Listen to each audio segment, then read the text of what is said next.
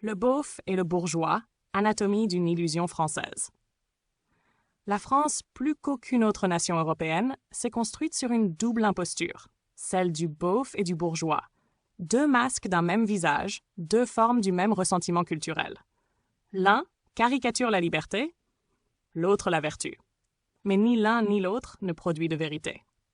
Le bourgeois, dans son essence, incarne le pouvoir disciplinaire décrit par Foucault, un être façonné par les normes, surveillant les marges au nom de la raison, du goût, du bon sens. Il veut que le monde soit un espace ordonné, que la hiérarchie se confonde avec la civilisation. Le beauf, lui, est la résistance molle à cette domination. Un anarchiste domestiqué, un rebelle de bistrot, un esprit qui proteste sans rompre. Il croit refuser le pouvoir, mais il en mime les réflexes. Domination symbolique, exclusion du différent, instinct grégaire. C'est ici que Nietzsche éclaire la scène. Le beauf comme le bourgeois vivent dans le ressentiment. Le premier envie la puissance qu'il déteste. Le second méprise la vulgarité qu'il désire.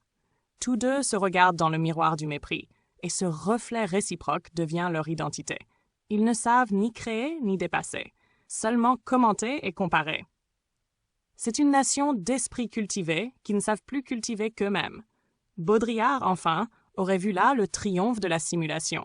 Le beauf joue au peuple, le bourgeois joue à la conscience, et tous deux vivent dans un théâtre de signes. L'authenticité y est une posture, la révolte une marque déposée. Le réel est remplacé par son commentaire, la pensée par son pastiche, la passion par son storytelling.